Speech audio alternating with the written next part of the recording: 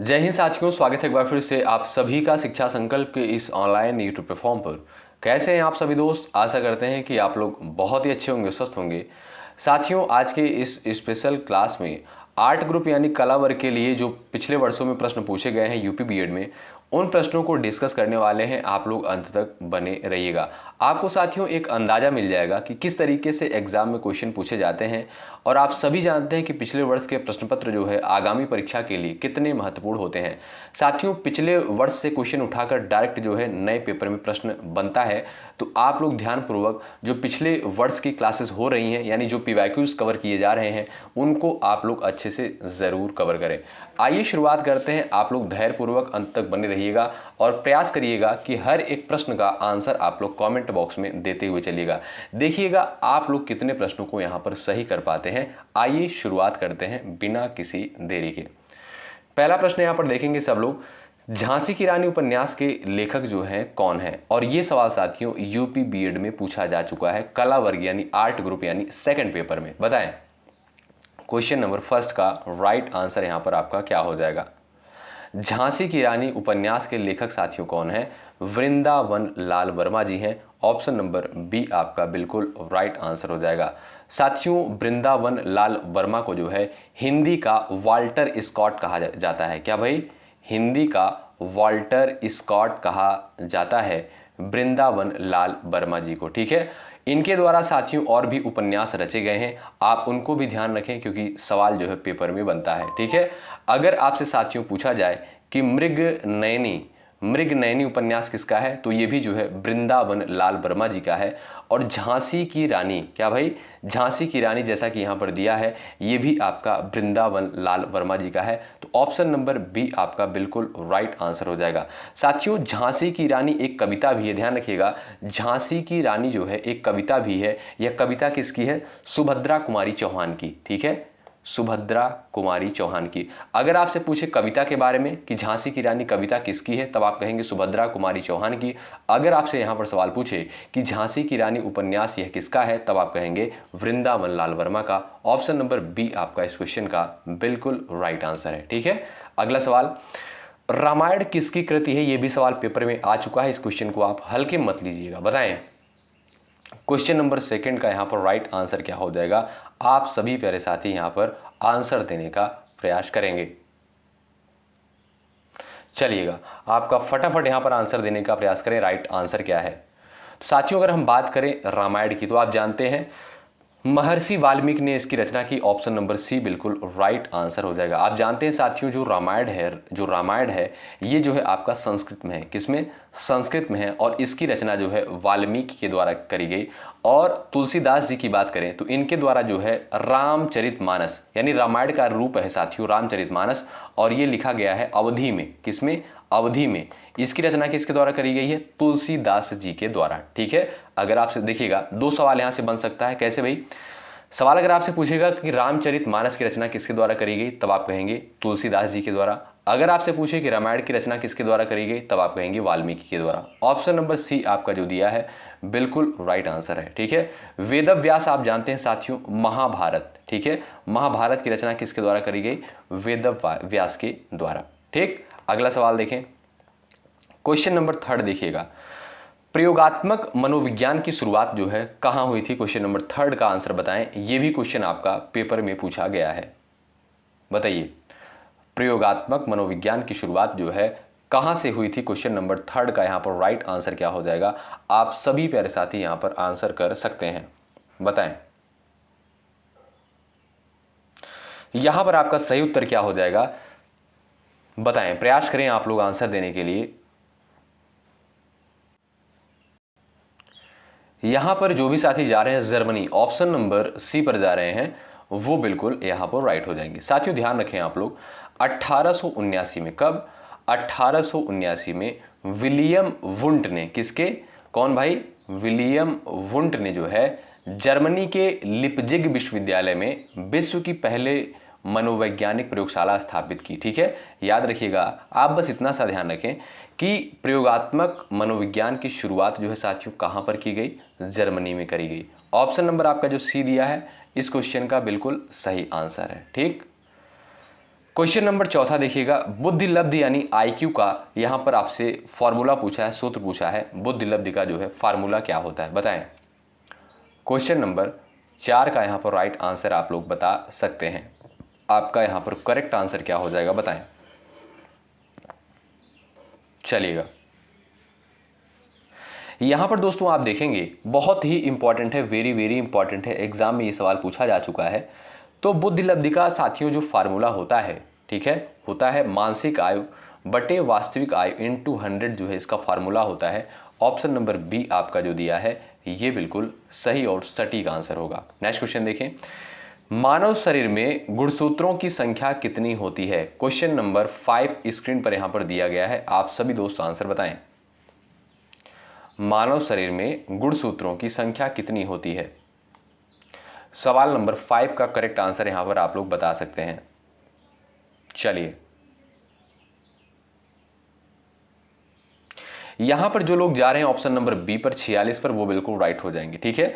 अगर यहीं पर आपसे पूछे कि गुणसूत्रों की संख्या जो होती है साथियों इसके जोड़े कितने होते हैं, तब आप कहिएगा 23 जोड़े होते हैं। लेकिन यहां पर जोड़ा आपसे नहीं पूछा है, यहां पर संख्या पूछा है, तब आप कहेंगे ऑप्शन नंबर बी आपका बिल्कुल राइट आंसर हो जाएगा। बी ऑप्शन बिल्कुल करेक्ट आंसर होगा, ठीक है। नेक्स्ट क्वेश्चन, कवि शब्द का चतुर्थी विभक्ति रूप क्या होगा। विभक्ति से देखिएगा साथियों सवाल पूछा गया है। यहां पर 4 ऑप्शंस आपके सामने दिए गए हैं। कवि शब्द का चतुर्थी विभक्ति रूप जो है क्या हो जाएगा। सवाल नंबर 6 का राइट आंसर यहां पर आप लोग बता सकते हैं। चलिए, यहां पर जो आपका राइट आंसर दोस्तों हो जाएगा ऑप्शन नंबर बी, ठीक है। ऑप्शन नंबर बी बिल्कुल यहां पर करेक्ट आंसर हो जाएगा। कवय जो होगा साथियों ये आपका कवि शब्द का चतुर्थी विभक्ति रूप होता है। बी ऑप्शन वाले दोस्त यहां पर बिल्कुल राइट हो जाएंगे। नेक्स्ट क्वेश्चन, महाभारत में श्री कृष्ण किसके सारथी बने थे बताइए। 7 नंबर के क्वेश्चन का आंसर बताएं। चलिए, यहां पर आपका राइट आंसर क्या हो जाएगा, आप सभी दोस्त आंसर दीजिएगा। अच्छा, अर्जुन के धनुष का नाम क्या था ये भी आप बता सकते हैं। अर्जुन के रथ का नाम क्या था ये भी आप बता सकते हैं अगर आपको आंसर पता हो। तो जो लोग यहां पर जा रहे हैं ऑप्शन नंबर सी पर, वो बिल्कुल राइट है। महाभारत में श्री कृष्ण किसके सारथी बने थे, अर्जुन के सारथी बने थे, ठीक है। तो अर्जुन के रथ का साथियों क्या नाम था, ध्यान रखिएगा, नंदी घोष। क्या, नंदी घोष जो था ये याद रखिएगा अर्जुन के किसका नाम था भाई, ये जो है अर्जुन के रथ का नाम था, ठीक है। और अर्जुन के जो धनुष का नाम था वो था गांडीव। क्या, गांडीव, ध्यान रखिएगा आप लोग, ठीक है। अगला सवाल देखें, ये रहा, निम्नलिखित में से कौन सा जो है दीर्घ स्वर संधि नहीं है। क्वेश्चन नंबर 8 का आंसर बताएं। अब कुछ लोग सोचेंगे सर यहाँ पर हिंदी का क्वेश्चन कहाँ से आ जा रहा है। भाई जो आर्ट ग्रुप का क्वेश्चन पूछा जाता है वहाँ पर जो है संस्कृत के भी कभी कभी कुछ क्वेश्चन आ जाते हैं, हिंदी के भी कुछ क्वेश्चन आते हैं, और जैसे आपका इतिहास हो गया, भूगोल हो गया, और पॉलिटिकल साइंस हो गया, इकोनॉमिक्स हो गया, इन सारी चीज़ों से जो है सवाल पूछा जाता है, ठीक है। तो निम्नलिखित में से कौन सा जो है दीर्घ स्वर संधि नहीं है। और साथियों टीचिंग एप्टीट्यूड से इसी सेगमेंट में जो है सवाल पूछे जाते हैं, लगभग 4 से 5 सवाल, कभी कभी 2 से 3 सवाल आते हैं, ठीक है। बताएं इसमें आप लोग दीर्घ स्वर संधि किसमें नहीं है। फटाफट आप लोग यहां पर आंसर दे सकते हैं। तो आप देखेंगे चंद्रोदय, चंद्रोदय में आप देखेंगे साथियों इसमें आपका कौन सा संधि है, इसमें साथियों आपका हो जाएगा, अगर आप इसका संधि विच्छेद करेंगे, चंद्र धन उदय हो जाएगा। क्या, चंद्र धन उदय हो जाएगा। और साथियों इसमें आप देखेंगे गुण संधि है। क्या, ये गुण संधि का एग्जाम्पल है। तो आप ऑप्शन नंबर डी आपका बिल्कुल राइट आंसर हो जाएगा। बाकी शिवालय, भोजनालय, विद्यालय, इन सभी में साथियों दीर्घ स्वर संधि है। तो ऑप्शन नंबर डी आपका बिल्कुल सही उत्तर है। ये भी सवाल पेपर में आया हुआ है। अगला सवाल, निम्नलिखित में से कौन सा उपन्यास जो है अमृतलाल नागर का नहीं है। क्वेश्चन नंबर 9 का आप लोग आंसर यहां पर बताएं। सवाल नंबर 9 का राइट आंसर बताएं आप लोग यहां पर। चलिएगा, फटाफट यहां पर छापिएगा आप लोग आंसर। निम्नलिखित में से कौन सा उपन्यास जो है अमृतलाल नागर का नहीं है। तो जो भी साथी जा रहे हैं उर्वशी पर, ऑप्शन नंबर सी पर, ये बिल्कुल राइट हो जाएंगे। साथियों उर्वशी जो है ये अमृतलाल नागर का उपन्यास नहीं है, बल्कि किसका है, रामधारी सिंह दिनकर जी का है। और ये भी सवाल आपका पूछा जा चुका है पेपर में, ठीक है। उर्वशी किसकी रचना है, इस तरीके से सवाल पूछा गया था, रामधारी सिंह दिनकर जी का है। बहुत इंपॉर्टेंट है, ऑप्शन नंबर सी आपका बिल्कुल यहाँ पर राइट आंसर है। अगला सवाल देखें, क्वेश्चन नंबर 10 है, प्लासी का युद्ध जो है कब हुआ, क्वेश्चन नंबर 10 का आंसर बताएं। चलिएगा, प्लासी का युद्ध साथियों कब लड़ा गया, क्वेश्चन नंबर 10 का आंसर यहां पर आप कर सकते हैं फटाफट। सेशन को लाइक करते हुए चलिएगा, बहुत मेहनत के साथ इन सारे क्वेश्चंस को कंसाइज किया जाता है, ठीक है साथियों। आपको ये भी पता होना चाहिए यूपी बीएड का पेपर जो है जब आप एग्जाम देकर आएंगे तो आपको पेपर मिलेगा नहीं घर लाने के लिए, ठीक है। तो आप सोचेंगे सर आपके पास ये क्वेश्चन कहाँ से आ गए। भाई देखिएगा, आप ही जैसे स्टूडेंट जो है पिछले वर्षों में जो पेपर देने जाते हैं वो हमारे पास व्हाट्सएप के माध्यम से, कमेंट के माध्यम से, यूट्यूब कमेंट के माध्यम से क्वेश्चन भेजते हैं। तो वही सारे क्वेश्चन को यहाँ पर कंसाइज किया गया है, जो उनको याद रहता है वही सारे क्वेश्चन भेजते हैं, तो उसी को कंसाइज करके आपको दिया जा रहा है। ऐसा क्वेश्चन आपको यूट्यूब पर कहीं नहीं मिलेगा। पूछिए कैसे, क्योंकि सभी लोग जो है जो किताबें आती हैं उसी से प्रैक्टिस सेट करवा रहे हैं, और उसमें जो है मतलब जो किताबें क्वेश्चन आजकल बनाती हैं PYQs, वो ऐसे ही क्वेश्चन बना देती हैं बिना किसी आधार के। और ये जो क्वेश्चन मैं आपको दे रहा हूँ ये सारे क्वेश्चन पेपर में पूछे गए हैं, इस बात को आप लोग नोट कर लीजिएगा। ये सारे सवाल हमारे पास भेजे गए हैं स्टूडेंट के द्वारा। तो अब की बार जब आप लोग भी पेपर दीजिएगा तो इसीलिए हमने व्हाट्सएप ग्रुप भी बनाया है और टेलीग्राम चैनल भी है, और वीडियो में आप लोग कमेंट भी करिएगा, जो भी क्वेश्चन आपको याद रहे जरूर से जरूर आप लोग दीजिएगा। इसीलिए हमने आपको नंबर भी दिया है 9415768259, ठीक है। आइए कंटिन्यू करते हैं भाई। प्लासी का युद्ध जो है कब हुआ था, 23 जून 1757 को। कब भाई, 23 जून 1757 को। ऑप्शन नंबर बी आपका यहाँ पर बिल्कुल सही आंसर हो जाएगा, ठीक है।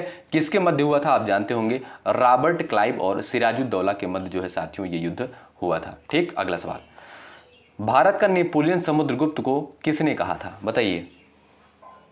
सवाल नंबर 11 का आंसर आप यहां पर बता सकते हैं। भारत का नेपोलियन जो है समुद्रगुप्त को किसने कहा। चलिएगा साथियों याद रखें आप लोग, विसेंट स्मिथ। कौन, ऑप्शन नंबर बी आपका बिल्कुल राइट आंसर हो जाएगा। विसेंट स्मिथ के द्वारा साथियों समुद्रगुप्त को भारत का नेपोलियन कहा गया है। ऑप्शन नंबर जो आपका बी दिया है ये बिल्कुल आपका सही आंसर हो जाएगा, ध्यान रखें आप लोग, ठीक है। अगला सवाल देखिएगा, संविधान के किस भाग को जो है भारत का मैग्ना कार्टा कहा जाता है, बताएं। क्वेश्चन नंबर 12 का आंसर आप बता सकते हैं यहाँ पर, संविधान के किस भाग को भारत का यहाँ पर जो है मैग्ना कार्टा कहा जाता है। चलिए आप देखेंगे साथियों यहां पर आपका राइट आंसर हो जाएगा ऑप्शन नंबर बी, ठीक है। भाग 3 को दोस्तों क्या कहा जाता है, भारत का मैग्ना कार्टा कहा जाता है। और भाग 3 में दोस्तों आप देखेंगे मौलिक अधिकार का वर्णन किया गया है। क्या भाई, मौलिक अधिकार का वर्णन किया गया है। ऑप्शन नंबर बी आपका बिल्कुल राइट आंसर है। अनुच्छेद 12 से 35 में इसको रखा गया है। ऑप्शन नंबर बी करेक्ट है। देखिएगा यहां से कई सवाल पेपर में बनते हैं, आपसे सीधा सवाल पूछेगा कि मौलिक अधिकार संबंधित अवधारणा किस देश के संविधान से ली गई है। आप कहेंगे यूएसए के संविधान से, यानी अमेरिका के संविधान से ली गई है, ठीक है। मौलिक अधिकार का वर्णन कहां पर किया गया है, भाग 3 में किया गया है। अनुच्छेद अगर आपसे पूछेगा तब आप कहिएगा 12 से 35 में किया गया है। भाग पूछेगा तब आप कहिएगा भाग 3 में किया गया है, ठीक है।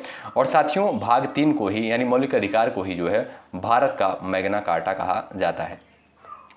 अगला सवाल, मिरात उल अखबार समाचार पत्र के संस्थापक कौन थे, बताइए। क्वेश्चन नंबर 13 आपके स्क्रीन पर यहां पर दिया गया है, आप सभी प्यारे साथी आंसर दे सकते हैं। मिरात उल अखबार समाचार पत्र के संस्थापक कौन थे, बताएं। चलिए सवाल नंबर 13 का राइट आंसर आप यहां पर बता सकते हैं, सभी दोस्त आंसर कर सकते हैं। मिरात उल अखबार समाचार पत्र के संस्थापक कौन थे। चलिए जो लोग जा रहे हैं यहां पर ऑप्शन नंबर बी पर, राजा राम मोहन राय पर, ऑप्शन नंबर बी आपका राइट हो जाएगा। साथियों यहीं पर अगर आपसे पूछे कि ब्रह्म समाज की स्थापना किसके द्वारा करी गई, क्या भाई, ब्रह्म समाज की स्थापना, ध्यान रखिएगा, ब्रह्म समाज की स्थापना किसके द्वारा करी गई, तो राजा राम मोहन राय के द्वारा ही ब्रह्म समाज की स्थापना करी गई थी। और मिरात उल अखबार समाचार पत्र के संस्थापक कौन थे, राजा Ram Mohan Roy. Option number B आपका बिल्कुल सही आंसर है। नेक्स्ट क्वेश्चन देखिएगा, भूमध्य रेखा निम्नलिखित में से जो है यहां पर सवाल पूछा है, भूमध्य रेखा निम्न में से किस देश से होकर नहीं गुजरती है, बताइए। क्वेश्चन नंबर 14 स्क्रीन पर दिया है, आप आंसर बताएं। भूमध्य रेखा निम्न में से किस देश से होकर नहीं गुजरती है। चलिए यहां पर आप देखेंगे जो सही आंसर हो जाएगा option number D Mexico. D option वाले दोस्त यहां पर बिल्कुल राइट हो जाएंगे। अगला सवाल देखें, ये रहा, अंत्योदय योजना का मुख्य उद्देश्य क्या था, बताएं। अंत्योदय योजना का मुख्य उद्देश्य क्या था, फटाफट यहां पर आप आंसर कर सकते हैं। शहरी विकास और आपका दिया औद्योगिक विकास, गरीबों में सबसे गरीब की सहायता, निर्यात को बढ़ावा देना। तो भाई सभी लोग सेशन को लाइक ज़रूर कर दीजिएगा। इसमें आपका कोई पैसा साथियों, कोई चार्ज जो है नहीं लगता है।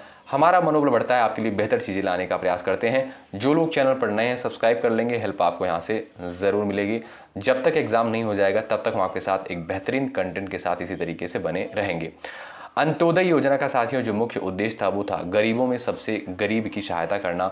ऑप्शन नंबर सी जो है बिल्कुल राइट आंसर हो जाएगा। ठीक है साथियों, अंत्योदय योजना का विचार जो है पंडित दीनदयाल उपाध्याय के द्वारा दिया गया था। इसका उद्देश्य था साथियों समाज के अंतिम व्यक्ति में सबसे गरीब का उत्थान करना। ठीक है, ध्यान रखें आप लोग। अगला सवाल देखिएगा, और इस योजना की शुरुआत कब हुई थी? 2000 में। ठीक है, 2000 में। अगला सवाल देखें, निम्नलिखित में से कौन सा तद्भव शब्द है बताइए। इसमें आप बता दीजिए तद्भव शब्द कौन सा है। चलिए यहां पर आपका राइट आंसर क्या है, सभी दोस्त बताएं।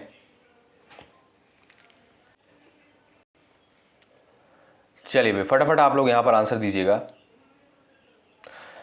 यहां पर दोस्तों अगर देखेंगे अग्नि क्या है, ये आपका तत्सम शब्द है। इसका जो तद्भव शब्द होता है वो होता है आग। ठीक है, पुष्प की बात करें तो पुष्प का आप जानते होंगे साथियों, इसका हो जाएगा फूल, तद्भव। दधि का क्या होता है भाई? दधि का हो जाएगा आपका दही। क्या हो जाएगा? दही, इसका तद्भव हो जाएगा। यानी ये तीनों जो है साथियों, ये तीनों आपके तत्सम शब्द हैं। सूरज क्या है? ये आपका तद्भव है, और यही आपसे सवाल पूछा है, तो सी ऑप्शन आपका बिल्कुल राइट है। और सूरज जो है तद्भव है, आपके दिमाग में आ रहा होगा इसका तत्सम क्या होगा? सूर्य इसका जो है तत्सम हो जाएगा। ठीक है, नेक्स्ट क्वेश्चन देख लीजिए, क्रिया प्रसूत अनुबंधन का सिद्धांत किसके द्वारा दिया गया? बताएं। क्रिया प्रसूत अनुबंधन का सिद्धांत किसके द्वारा दिया गया? क्वेश्चन नंबर 17 का यहां पर फटाफट आप लोग आंसर छापते हुए चलिएगा सभी प्यारे साथी, बताएं। तो जो लोग यहां पर जा रहे हैं BF स्किनर पर, ऑप्शन नंबर सी पर, वो बिल्कुल राइट हो जाएंगे। ठीक है, ऑप्शन नंबर सी बिल्कुल यहां पर राइट आंसर हो जाएगा। क्रिया प्रसूत अनुबंधन का सिद्धांत साथियों BF स्किनर के द्वारा दिया गया है। अगला सवाल, भारत में जो है स्थानीय स्वशासन का जनक किसे माना जाता है? क्वेश्चन नंबर 18 का उत्तर बताएं। चलिएगा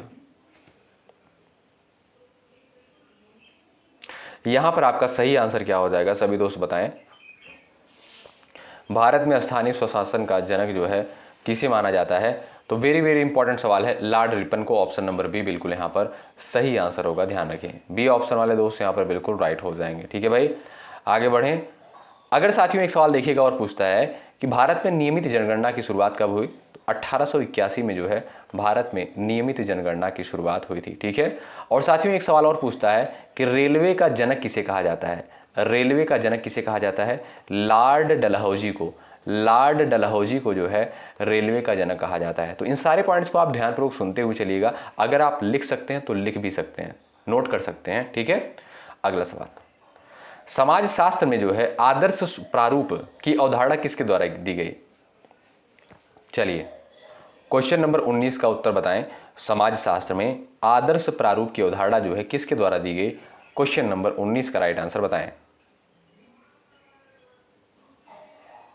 चलिए, तो जो लोग यहां पर जा रहे हैं option number B Max Weber पर, वो बिल्कुल राइट हो जाएंगे। ऑप्शन नंबर बी आपका करेक्ट आंसर है।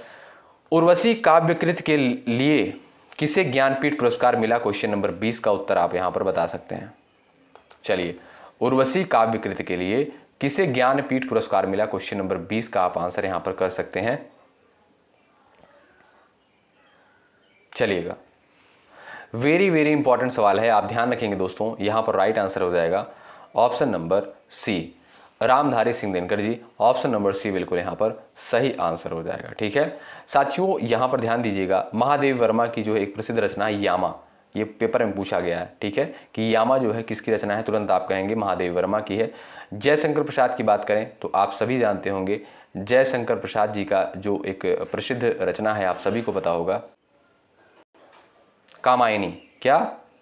कामायनी। ठीक है भाई, और सुमित्रा नंदन पंत जी की जो रचना है फेमस, चिदम्बरा। चिदम्बरा पूछा गया ये सभी पेपर में, इसलिए मैं यहाँ पर टाइप कर दे रहा हूँ। ठीक है, सुमित्रा नंदन पंत जी की रचना कौन? चिदम्बरा है। और जयशंकर प्रसाद जी कामायनी है। महादेव वर्मा यामा है। रामधारी सिंह दिनकर उर्वशी है। ऑप्शन नंबर सी आपका राइट है। राइटिंग के ऊपर भाई मत जाइएगा यहाँ पर। ठीक है, विश्व की सबसे गहरी झील कौन सी है बताएं, क्वेश्चन नंबर 21 का उत्तर दीजिएगा। और कहां पर स्थित है? विश्व की सबसे गहरी झील जो है कौन सी है और कहां पर स्थित है, यहां पर आंसर कर सकते हैं। चलिए, यहां पर आपके 3 क्वेश्चन इस प्रश्न से तैयार होने वाले हैं, देखिएगा। विश्व की सबसे गहरी झील की बात करें तो वह है साथियों बैकाल झील। कहां पर स्थित है? ये दोस्तों आपका रूस के साइबेरिया में स्थित है, ठीक है। तो सीधा याद रखिए, रूस में आपका स्थित है क्या? बैकाल झील। सुपीरियर झील आप जानते होंगे साथियों, सुपीरियर झील जो है ये ताजे पानी की सबसे बड़ी झील है। क्या? ताजे पानी की सबसे बड़ी झील है सुपीरियर झील, ठीक है। कैस्पियन सागर झील जो है साथियों ये विश्व की सबसे बड़ी झील है, खारे पानी की झील है कैस्पियन सागर। गिफिन वस्तुओं के संदर्भ में माग का नियम कैसा होता है बताएं। सवाल नंबर 22 का उत्तर आप कर सकते हैं। यहां पर गिफिन वस्तुओं के संदर्भ में माग का नियम जो है कैसा होता है? ऑप्शन नंबर बी आपका बिल्कुल राइट आंसर हो जाएगा, विफल रहता है। बी ऑप्शन बिल्कुल सही उत्तर है। अगला सवाल, एशियाटिक सोसाइटी ऑफ बंगाल की स्थापना किसके द्वारा की गई थी बताएं। क्वेश्चन नंबर 23 का उत्तर बताएं, एशियाटिक सोसाइटी ऑफ बंगाल की स्थापना किसके द्वारा की गई थी। क्वेश्चन नंबर 23 का राइट आंसर आप यहां पर क्या हो जाएगा, आप सभी प्यारे साथी यहां पर आंसर दे सकते हैं। चलिएगा, यहां पर जो लोग जा रहे हैं सर विलियम जोन्स पर, ऑप्शन नंबर बी पर बिल्कुल राइट हो जाएगा। साथियों सर विलियम जोन्स ने जो है 1784 में, कब? 1784 में कोलकाता में एशियाटिक सोसाइटी की स्थापना करी। ऑप्शन नंबर बी आपका बिल्कुल राइट आंसर हो जाएगा, ध्यान रखिएगा। आगे बढ़ेंगे, क्वेश्चन नंबर अगला देखेंगे। यहां पर सवाल नंबर नेक्स्ट है, किस अनुच्छेद के तहत जो है राष्ट्रपति राष्ट्रीय आपातकाल की घोषणा करता है? 24 नंबर के क्वेश्चन का आंसर बताएं। किस अनुच्छेद के तहत राष्ट्रपति राष्ट्रीय आपातकाल की घोषणा करता है? हमने राष्ट्रीय आपात के बारे में भी आपको बताया है, वित्तीय आपात के बारे में भी बताया है, राष्ट्रपति शासन के बारे में भी आपको बताया है, ठीक है। तो यहां से प्रश्न पेपर में बनता है। तो राष्ट्रीय आपात से संबंधित जो अनुच्छेद है वो है आपका 352, राष्ट्रपति शासन से संबंधित जो अनुच्छेद है वो आपका 356, वित्तीय आपात से संबंधित जो आपका अनुच्छेद है वो है अनुच्छेद 360, ठीक है। तो यहाँ पर आपसे राष्ट्रीय आपातकाल के बारे में पूछा है, आप कहेंगे ऑप्शन नंबर ए करेक्ट हो जाएगा, अनुच्छेद 352। मनुष्य एक सामाजिक प्राणी है, यह प्रसिद्ध कथन किसका है बताइए। मनुष्य जो है एक सामाजिक प्राणी है, यह कथन किसका है बताएं, फटाफट आंसर करें। प्लेटो, सुकरात, अरस्तु, मैकियावेली।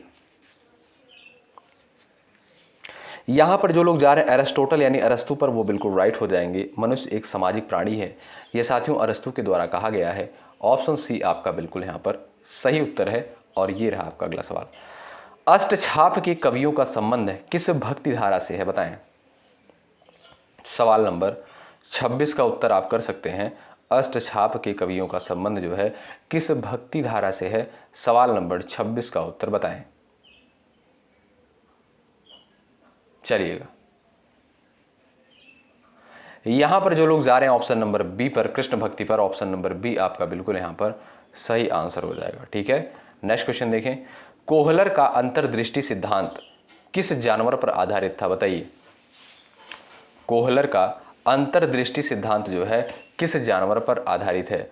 अगर लाइक की संख्या ज़्यादा से ज़्यादा रही तो नेक्स्ट इसका अगला क्लास भी आपको प्रोवाइड किया जाएगा कला वर्ग यानी आर्ट ग्रुप के लिए, ठीक है, जैसी आपकी डिमांड रहेगी, ठीक है। और जो करंट अफेयर की क्लास दी जा रही है उसको आप लोग ज़रूर कवर करें।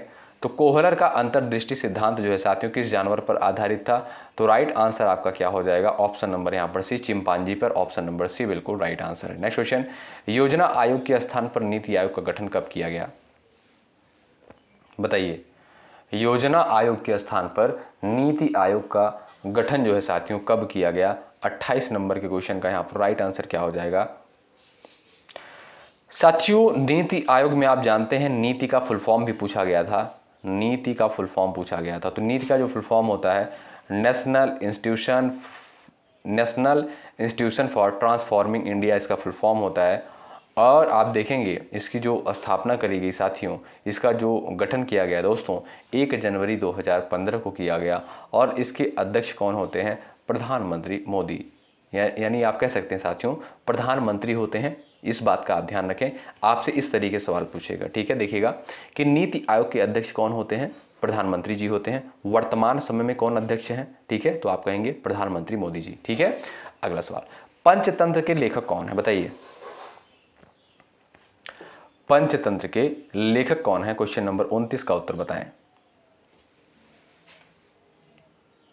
चलिएगा, राइट आंसर क्या है, विष्णु शर्मा। ए ऑप्शन आपका बिल्कुल यहां पर सही आंसर हो जाएगा। ठीक है, तो दोस्तों यहां पर आपका ए विकल्प बिल्कुल राइट आंसर हो जाएगा। आगे बढ़ें, आइए अगला सवाल यहां पर हम लोग देखते हैं। जयदेव के बारे में आप जानते होंगे, गीत गोविंद की रचना किसके द्वारा करी गई है, जयदेव के द्वारा करी गई है। कल्हड़ आप जानते हैं, राज तरंगड़ी, क्या राज तरंगड़ी की रचना किसके द्वारा करी गई है, कल्हड़ के द्वारा। और राज तरंगड़ी में जो है देखने को मिलता है कश्मीर का इतिहास।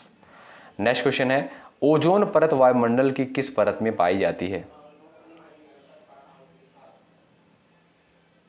बताएं। क्वेश्चन नंबर 30 यहां पर दिया है, ओजोन परत वायुमंडल की जो है किस परत में पाई जाती है। क्वेश्चन नंबर 30 का राइट आंसर आपका क्या हो जाएगा, आप ध्यान रखिएगा समताप मंडल में। ठीक है साथियों, ओजोन की परत है ये आपका समताप मंडल में पाई जाती है। और ओजोन परत का कार्य क्या होता है, जो सूर्य से आने वाली अल्ट्रावायलेट रेज होती हैं, जो हानिकारक किरणें होती हैं, उनको अवशोषित करने का कार्य करती है ओजोन की परत। और ये आप देखेंगे समताप मंडल में पाई जाती है। बी ऑप्शन बिल्कुल राइट आंसर हो जाएगा। एक सवाल और आपसे पूछेगा कि विश्व ओजोन दिवस कब मनाया जाता है, तो ध्यान रखिए आप लोग 16 सितंबर को। अगला सवाल, मैकियावेली की किस पुस्तक की तुलना अर्थशास्त्र से की जाती है, क्वेश्चन नंबर 31 का उत्तर बताएं। सवाल नंबर 31 का राइट आंसर क्या हो जाएगा, मैकियावेली की किस पुस्तक की तुलना जो है अर्थशास्त्र से की जाती है, बताएं। चलिएगा, राइट आंसर आपका क्या हो जाएगा, जो लोग यहां पर जा रहे हैं the Prince option number A पर, वो बिल्कुल यहां पर राइट हो जाएंगे। ठीक है दोस्तों, ए ऑप्शन बिल्कुल सही उत्तर है। नेक्स्ट क्वेश्चन, ऋग्वेद के किस मंडल में पुरुष सूक्त का वर्णन किया गया है, बताइए।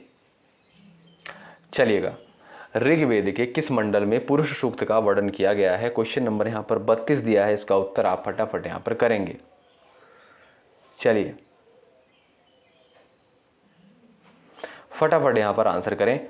देखिएगा, ऋग्वेद जो है साथियों ये आपका सबसे प्राचीनतम वेद कहलाता है। ठीक है, और पुरुष सूक्त साथियों किस मंडल में देखने को मिलता है, तो आप ध्यान रखें 10वें मंडल में देखने को मिलता है। ठीक है, और एक सवाल यहां पर आपसे पूछेगा, सीधा सवाल बनेगा पेपर में कि गायत्री मंत्र का उल्लेख किस मंडल में किया गया है, तीसरे मंडल में।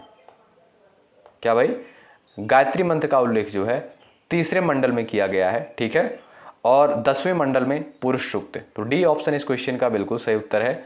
अगला सवाल, शून्य का आविष्कार किस काल में हुआ था, क्वेश्चन नंबर 33 का आंसर बताएं। चलिएगा, शून्य का आविष्कार साथियों किस काल में हुआ था और किसके द्वारा किया गया, ये भी आप बता सकते हैं। तो सही आंसर क्या हो जाएगा, बताएं, प्रयास करें। जो भी साथी यहां पर जा रहे हैं, जो भी दोस्त यहां पर गए हैं भाई, गुप्त काल पर ऑप्शन नंबर बी पर बिल्कुल यहां पर राइट हो जाएंगे। और शून्य का आविष्कार जो है आर्यभट्ट के द्वारा, किसके द्वारा, आर्यभट्ट के द्वारा किया गया। अगला सवाल, poverty and un British rule in India के लेखक कौन है, बताइए। चलिएगा, poverty and un British rule in India के लेखक कौन है, क्वेश्चन नंबर यहां पर आपके सामने 34 दिया है, उत्तर आप बता सकते हैं। जो लोग जा रहे हैं दादा भाई नौरोजी ऑप्शन नंबर बी पर, वो बिल्कुल यहां पर राइट हो जाएंगे। अगला सवाल, संविधान सभा की प्रारूप समिति के अध्यक्ष का नाम बता दीजिए। 35 का उत्तर क्या हो जाएगा, आंसर कर सकते हैं आप लोग। संविधान सभा की जो है प्रारूप समिति के अध्यक्ष कौन थे, यानी ड्राफ्टिंग कमेटी के अध्यक्ष कौन थे, हमने कई बार डिस्कस भी किया है। तो आपका सही आंसर क्या हो जाएगा, आप बता सकते हैं। जो लोग जा रहे हैं डॉक्टर बी आर अम्बेडकर पर, वो बिल्कुल राइट हो जाएंगे। प्रारूप समिति के अध्यक्ष doctor B are Ambedkar ji थे, और इन्हें जो है भारतीय संविधान का शिल्पकार भी कहा जाता है। ठीक है, नेक्स्ट क्वेश्चन, मनुस्मृति मुख्य रूप से किससे संबंधित है, क्वेश्चन नंबर 36 का उत्तर बताएं। चलिएगा,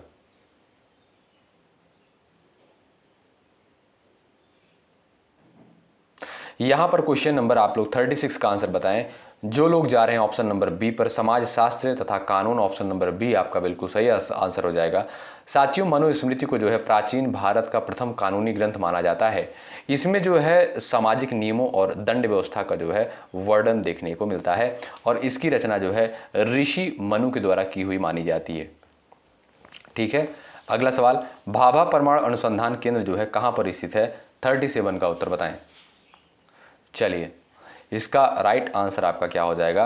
भाभा परमाणु अनुसंधान संस्थान साथियों केंद्र जो है कहाँ पर स्थित है? ट्राम्बे, मुंबई में। बी ऑप्शन जो आपका दिया है बिल्कुल सही आंसर है। नेक्स्ट क्वेश्चन, यथार्थवाद यानी रियलिज्म के विपरीत कौन सा दार्शनिक संप्रदाय है? बताएं। यथार्थवाद के जो है विपरीत यानी यथार्थवाद के उल्टा जो है कौन सा दार्शनिक संप्रदाय है? 38 का आंसर आप यहाँ पर कर सकते हैं। जो लोग जा रहे हैं आइडियलिज्म यानी आदर्शवाद पर, वो बिल्कुल राइट हो जाएंगे। ए ऑप्शन बिल्कुल सही आंसर हो जाएगा। साथियों, आदर्शवाद जो है विचारों और अध्यात्म को महत्व देता है, जबकि यथार्थवाद जो है प्रत्यक्ष जगत और वस्तुओं को मानता है। ठीक है, अगला सवाल देखें। और प्लेटो जो थे साथियों ये आदर्शवाद के समर्थक थे और अरस्तु जो थे ये यथार्थवाद के समर्थक माने जाते थे। अगला सवाल, सत्यार्थ प्रकाश पुस्तक के लेखक कौन थे? बताइए। 39 का उत्तर बताइएगा। चलिए, यहां पर 39 का राइट आंसर क्या हो जाएगा? सत्यार्थ प्रकाश पुस्तक के लेखक कौन है? यहां पर आप आंसर कर सकते हैं। जो लोग जा रहे हैं बी ऑप्शन पर, स्वामी दयानंद सरस्वती पर, वो बिल्कुल यहां पर सही हो जाएंगे। अगला सवाल, निम्नलिखित में से कौन सी नदी जो है डेल्टा नहीं बनाती है? क्वेश्चन नंबर 40 का उत्तर बताएं। कौन सी नदी जो है साथियों डेल्टा नहीं बनाती है? चलिएगा, यहां पर आपका राइट आंसर क्या हो जाएगा आप बता सकते हैं। जो लोग जा रहे हैं ऑप्शन नंबर सी पर, वो बिल्कुल राइट हो जाएंगे। ध्यान रखिए दोस्तों, आपका नर्मदा हो गई और कौन सी नदी हो गई? ताप्ती हो गई। नर्मदा, ताप्ती ये नदियां जो है डेल्टा नहीं बनाती हैं और ये पश्चिम की ओर बहने वाली नदियां हैं। तो आपका सी ऑप्शन राइट है।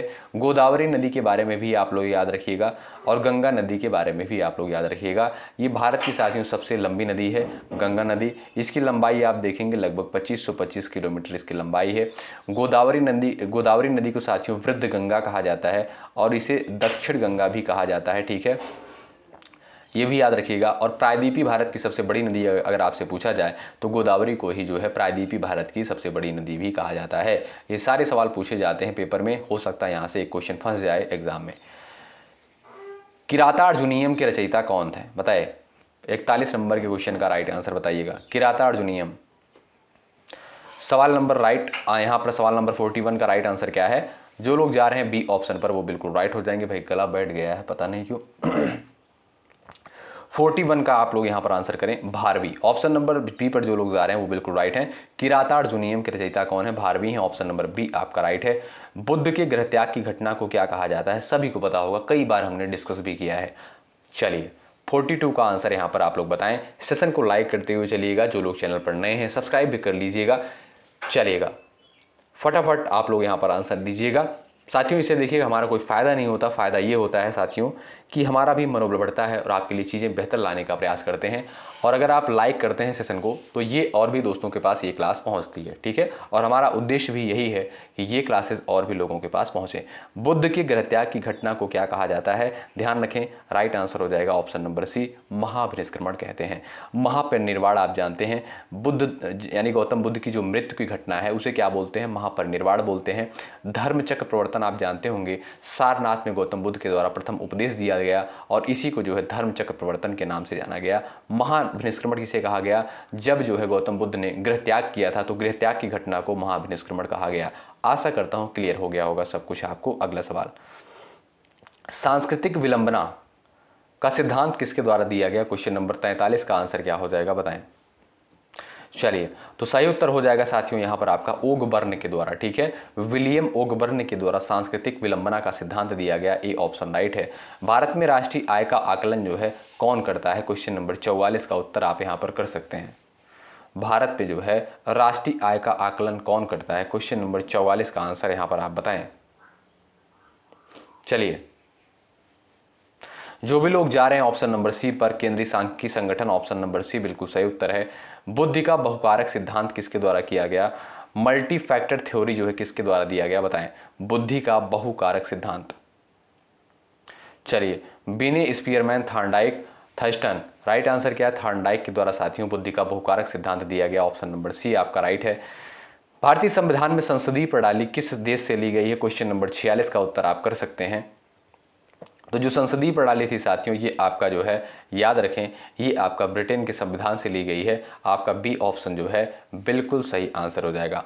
अमेरिका के संविधान से आप दोस्तों जानते होंगे, यहाँ से मौलिक अधिकार संबंधित अवधारणा ली गई है, ठीक है। और आयरलैंड के संविधान से यहाँ से राज्य के नीति निदेशक सिद्धांत की अवधारणा ली गई है, ठीक है। अगला सवाल देखिए भाई, चलिए। और कनाडा से साथियों ध्यान रखिएगा, संघीय व्यवस्था, क्या भाई? संघीय व्यवस्था ली गई है। इन सारे पॉइंट्स को याद रखें। अगला सवाल, मानसून शब्द की उत्पत्ति किस भाषा से हुई है? बताएं। चलिए साथियों, हमारा उद्देश्य होता है कम समय में आपको बेहतर कंटेंट मिल जाए, ज़्यादा से ज़्यादा जो है क्वेश्चंस हो जाए, ठीक है। नहीं तो हम भी ये कर सकते हैं, इस 50 क्वेश्चन को लेकर आएँ और कम से कम 1.5 से 2 घंटे में सॉल्व करवाएं। बहुत सारे लोग ऐसा करते भी हैं, क्यों भाई? ऐसा बहुत सारे लोग करते हैं, लेकिन हमारा उद्देश्य ऐसा नहीं होता है कि आपका समय बर्बाद हो। हमारा उद्देश्य यह है कि कम समय में आपको बेहतर कंटेंट मिल जाए और जो समय आपके पास बचे वो समय आप अपने अलग और दूसरे विषय को दे सकें, ठीक है। तो मानसून शब्द की उत्पत्ति साथियों किससे हुई है? आप सभी को पता होगा, मानसून शब्द की उत्पत्ति जो हुई है ये आपका अरबी भाषा से हुई है। ये ऑप्शन बिल्कुल राइट आंसर हो जाएगा।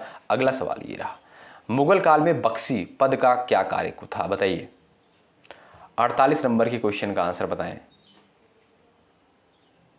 फटाफट आंसर दीजिएगा। ऑप्शन नंबर बी आपका राइट हो जाएगा, सेना का प्रबंधन, ठीक है। साथियों, मीर बख्शी सैन्य विभाग का प्रधान होता था, ध्यान रखें। ऑप्शन नंबर बी आपका राइट है। अगला सवाल, अंधा युग के रचनाकार कौन है? बताइए। 49 का उत्तर कर सकते हैं, अंधा युग के जो है रचनाकार कौन है? चलिए, Dharmveer Bharati, option number B आपका सही उत्तर है। अगला सवाल, लुप्त प्रायः प्रजातियों की जानकारी किस पुस्तक में मिलती है? बताएं।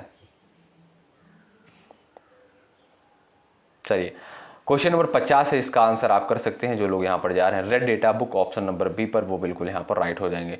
साथियों, यहाँ पर हमने पूरे 50 प्रश्नों को कवर किया। ये क्लास आपको कैसी लगी कमेंट बॉक्स में अपना रिव्यू जो है ज़रूर बताएं। मेहनत के साथ आप लोग तैयारी में लगे रहें, इसी तरीके से हर एक क्लास को अटेंड करते रहें। सुबह 11:30 बजे क्लास होती है, दोपहर को 3 बजे क्लास होती है, रात को 8:30 बजे क्लास होती है। कल जो रात को 8:30 बजे सामान्य हिंदी की क्लास हुई थी, उस क्लास को आप लोग ज़रूर कर लीजिएगा। यूट्यूब पर अपलोड कर दिया गया है। क्यों? क्योंकि साथियों उसमें पिछले वर्षों के क्वेश्चन को डिस्कस किया गया है। ज़रूर आप लोग अटेंड करें। और आज जो सुबह 11:30 बजे क्लास हुई है, उस क्लास को भी ज़रूर कवर करें, क्योंकि उसमें हम लोगों ने पिछले वर्षों में जो क्वेश्चंस पूछे गए हैं जीके जीएस सेगमेंट में, उस क्वेश्चंस को हमने यहाँ पर डिस्कस करने का प्रयास किया है, ठीक है। तो सारी क्लासेस बहुत महत्वपूर्ण होती हैं। इन क्लासेस के पीछे जो बहुत मेहनत किया जाता है, तब आपके सामने लाया जाता है, ठीक है। तो चलिए, मेहनत के साथ आप लोग तैयारी में लगे रहें, खूब पढ़ते रहें। अगर आप चैनल पर अभी तक नहीं जुड़े हैं, जुड़ जाइएगा, सब्सक्राइब कर लीजिएगा, सेशन को लाइक कर दीजिएगा। डिस्क्रिप्शन बॉक्स में टेलीग्राम चैनल का लिंक आपको मिल जाएगा, ज्वाइन कर लीजिएगा, ठीक है दोस्तों। मिलते हैं आपसे अगली क्लास में। शुक्रिया, जय हिंद, जय भारत।